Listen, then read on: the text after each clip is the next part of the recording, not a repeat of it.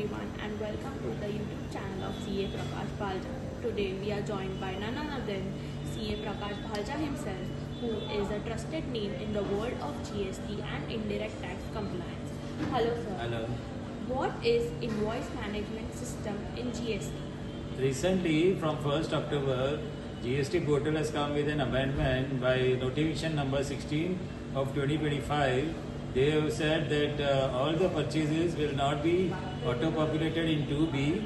Instead of that, you have to go to the invoice management system, shortly called as IMS, and there you have to accept or reject the invoices which are shown that are purchased by you or expenditure done by you.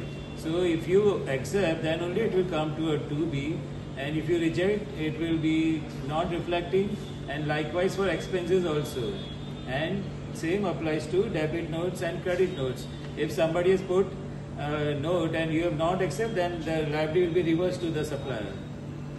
Why has the government mandated IMS from October 2025 onwards? 55th GST Council had suggested that fake invoices and invoice management system should be done so that no claim is taken which is fake. So by this, invoices which are appearing, and by mistake if any GST number is wrongly put and is appearing in our portal, then they will reject it. So it will be a mechanism that only your purchases are rightfully claimed. How does IMS affect the auto-population of ITC in GSTR 3B?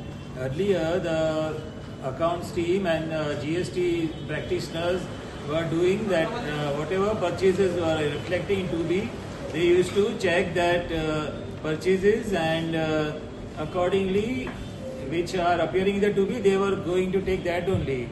And some invoices which are not appearing, they used to remind party that these are not reflecting, so they might take in the next month whenever that will appear. What are the possible actions a recipient can take on the IMS dashboard? On the IMS dashboard, they have to frequently visit and accept or reject the invoice which is appearing in the IMS based on their actual data of purchases and expenses, whether they made and is appearing. They should check the amounts and supplier name, GST number, and accept or reject it. And if you do it pending, then it will not be taken in your input automatically, and it will be whenever you accept after the return is filed in the next month, you can claim that. Because once you file the 3B return, the IMS system gets locked and it will be open only in the next period of frequency. How should a taxpayer handle the invoices that are marked as pending? The pending invoices, they have to prepare an Excel sheet or some mechanism whereby they have to keep a track that they have to claim that in the next succeeding frequency period, because that pending are pending actions from your and you have not either accepted or rejected. So that will not appear in your 2B and will get locked, and it will be open only in the next. What is the impact of deemed accepted invoices in IMS? The deemed acceptance of invoice happen only after 14th of the month. So till 14th, if you have not rejected, so it means it's automatically accepted, and that will appear in your 2B. How does IMS affect the QRMP taxpayers? QRMP, in the sense quarterly return filers, so they can check their 2B monthly even though they are under quarterly. So suppose it is July, August, September, they can file in the July, they can accept or reject the purchases appearing, and when the September quarter ends, they can finally see what are the invoices. So they need not wait for the quarter to end, and frequently check the system on the IMS dashboard. What are the internal controls you would recommend to comply with the IMS requirements? The team should have an Excel file or JSON file or mechanism to keep a track on the purchases and expenses which are appearing, which are not appearing, which are having mistakes on the IMS dashboard, and continuously remind your parties to do corrections, and your team should accept or reject and don't keep it pending. If several invoices are kept pending, what would you do? That we can claim in the next month, because the portal 2B IMS gets locked once 3B return is filed. So the mechanism will allow to claim that pending in the next frequency of period.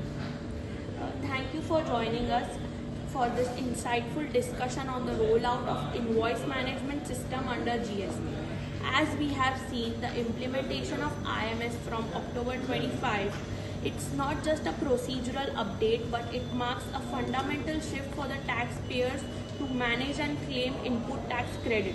Our key takeaway would be, do not treat IMS as a back-end process. It's now a frontline compliance tool that requires active attention every month. Set up internal processes to ensure that timely reviews are taken and avoid last-minute surprises while filing the return. Once again, a big thank you to CA Prakash Bhalja sir for having and sharing such practical insights and walking us through the IMS compliance landscape. Thank you, We Isha. hope this session has helped clarify your understanding of IMS and its critical role in the GST ecosystem. If this interview was useful to you, please do like, share and subscribe to our channel and visit BPL Associates. Thank you. Stay compliant, Thank stay you. informed.